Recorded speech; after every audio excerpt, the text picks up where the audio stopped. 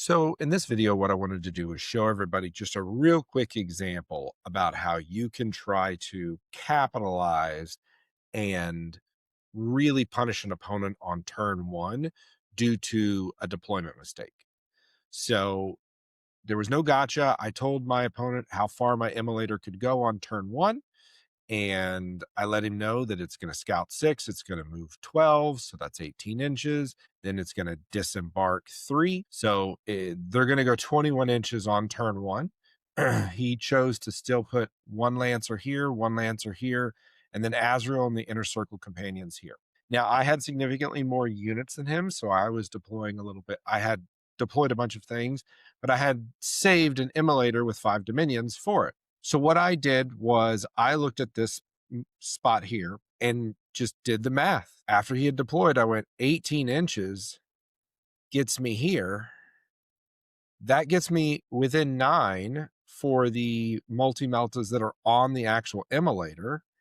And if I go 18 inches to here, I could get all the girls out here and then they're shooting. Now they wouldn't be in Melta range, but they're all in range and I could get a lot of hits on this target. So what I decided to do was deploy right here. Now, why this is a perfectly safe deployment was this unit has scouts. So if he happens to go first, I could scout back into this terrain feature, making it very difficult for him to shoot me. He would have had to bring this guy all the way out here to be able to try to get a line on me. And even then it's kind of tough.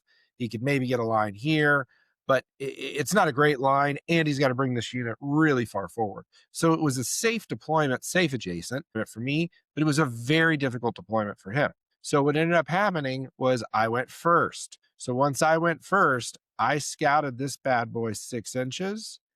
And then on my turn, I went ahead and I went 12 inches straight forward. And here's the great part about this. By going 12 inches straight forward, I can now obviously see him all day long within that Melta range. And I know what you're thinking. Azrael and the crew is right here, but that was actually the second part of this thing that was so sweet. And I'll explain. As I had my 3-inch disembark, what I wanted to make sure was my closest girl that only had the Inferno pistol needed to go right here because that put her at 5.9. And then what I ended up doing was putting the rest of the girls wherever because they have standard 12-inch meltas. It got me on this point and everything.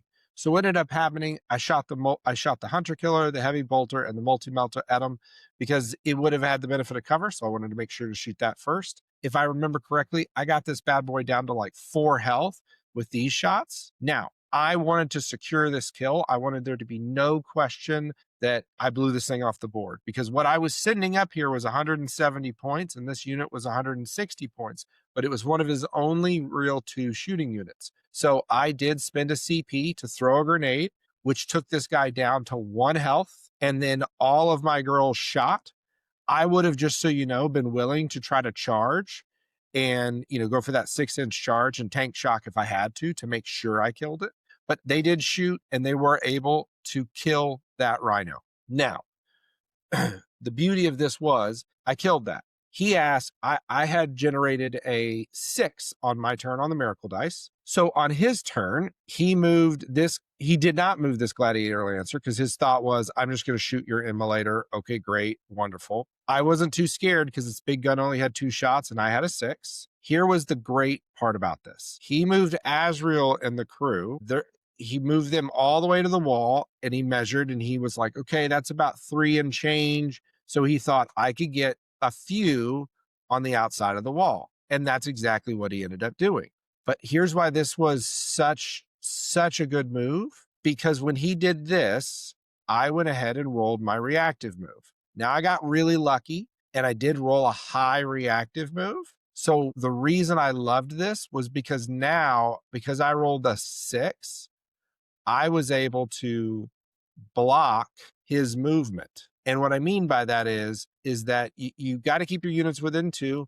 Now, tabletop is a little funky here. You can see that the unit can actually get under the immolator. So I'm going to scoot him back just a smidge because I wasn't in engagement range. But what I actually was able to do in the actual game was I was actually able to do something similar to this. And the reason I wanted to do this was I wanted this unit stranded out here in no man's land, because what ended up happening, and I was correct in my math, was the Gladiator Lancer shot, 2 shots went through.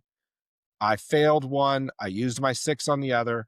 He took my immolator down to about 6 health. Okay, not a big deal. He charged his inner circle companions in. They obliterated my Dominion. No question there whatsoever. And then he did pile in to my immolator. Now, the beauty was is that he was not in enough range to pile in on the point.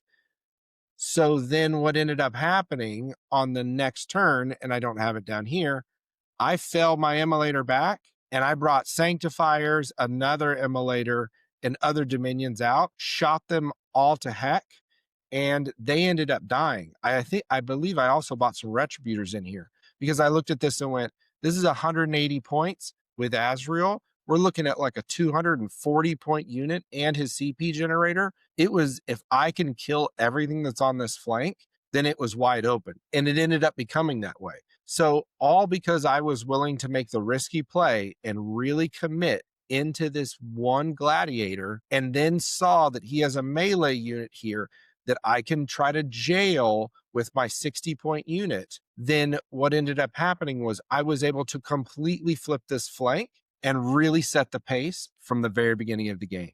So I say all this to say, you always want to tell your opponents your threat ranges, but if they don't respect them, sometimes, I have a buddy that's in the UK and he likes to say, you got to bite down on the crayon and go. Sometimes you just got to bite down on those crayons and just trust that you're going to get average rolls. And with average rolls, you're going to do what you need to do.